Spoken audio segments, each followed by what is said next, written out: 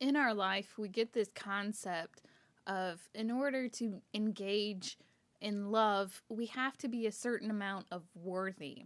We have to be attractive. We have to be alluring. We have to do things. We have to be things in order to be worthy of love. And we have this concept, and it works through so many of our relationships. I think we learn really early on that there's this concept of like what's cool and what's not cool. And if you're cool, then you're on the inside of things. You're part of a better group.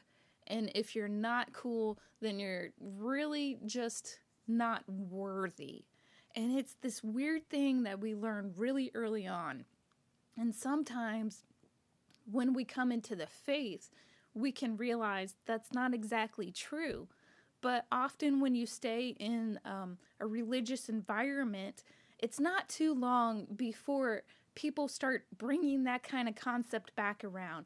You start to hear speakers and authors who will say stuff like how we are just dust of the earth and that we're not worthy and that we're full of sin and that because of all these things, it just shows how great God is. But they really make the person to be absolutely despicable and inadequate. And they think that really shows off like God's greatness. But the interesting thing is, when I read the Bible, I don't see God speaking to his people with that same kind of language. I see God wanting to speak to his people tenderly. He wants to show his love, he wants to share his joy. But we often get this idea in our religious systems that you're not worthy of love.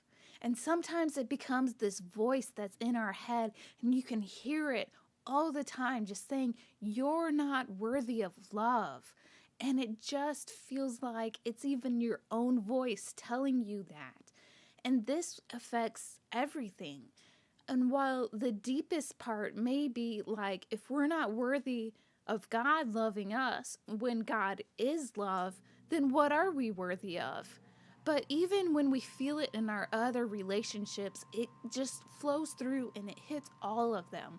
And it's hard. Even when you feel secure in certain relationships, whether it's a romantic relationship or it's family or you have the most amazing friend, you can still at times battle with this deceptive voice in your head saying, you're not worthy of love. And it just doesn't help to be in a religious system, to hear that like Sunday school answer that, well, God loves you and that's enough. Because if God loves you, like, it's super amazing. Well, it doesn't help to say that God loves you on one side and then to sit in on another Sunday, Wednesday, Thursday, whatever service, and you hear how unworthy you are, how despicable you are, how you need to clean up and get your act together so God can really use you instead of just this kind of mediocre use you like he is now. It's not helpful. And it's not helpful when this problem and this deceptive voice is so real and so deep inside you. It does not help to have these quick answers. But the cool thing that I have found is both in the Old Testament and a reflection of it in the New Testament come up and speak about this concept of being worthy of love. And in Deuteronomy chapter 7, verses 7 through 8, you have this description where the Lord is saying, I did not set my love upon you, nor choose you because you were numerous, but you were the least of all people. But I love you, and I will keep the oath that I made to your forefathers, and I will be that same God that brought you out of Egypt, or brought you out of the house of bondage, brought you out from underneath Pharaoh, the king of Egypt, or the king of the house of bondage. And it talks about how God redeemed his people with a mighty hand. And it's this really beautiful phrase, passage, where he's talking and he's explaining, like, being worthy of love, it's not a thing. Like, I set my love upon you because that's what I want to do. Because I'm God.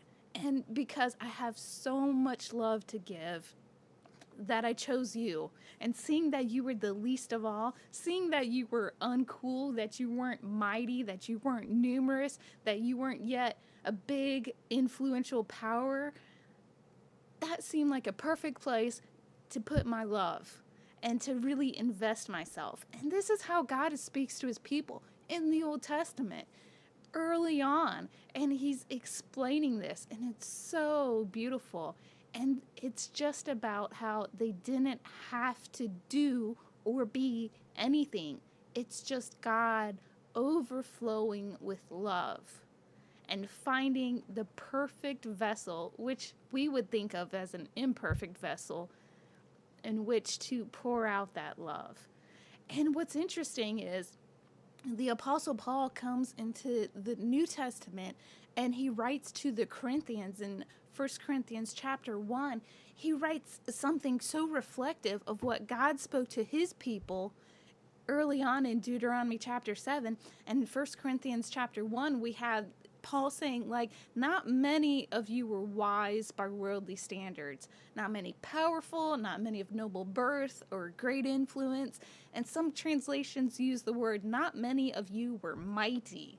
So you have that kind of, again, that idea of being weak, of being little, of whatever. But it goes on to describe, but God loves you, and he brought you into redemption and justification and sanctification, and he set you up so that he would use the weak things to overcome the strong. He would use the foolish things to overcome the wise. And that in this, God had a full redemption plan. So when we hear that voice, whether in our heads or from our society or our relationships or our cute little daily devotional books saying you're not worthy of love, understand that's a false statement. There is no being worthy of love. Love comes because it's an overflow. From the one who is love, there's so much that God has to give. And he's relational. He wants to. He makes these choices. It's not about being worthy or being made perfect or being ready. But when God's love overflows, it is transforming. It does take us from something that the world would see as unworthy and transforms us into something that looks so much more like what God is. So when we have all these influences and these voices really discouraging us and really saying that we are nothingness, understand that what people may call nothingness isn't the same as what God would describe as being nothingness or unworthy. It's not how God views things. Although it might be part of our human language, it's not God's point of view of who or what you are.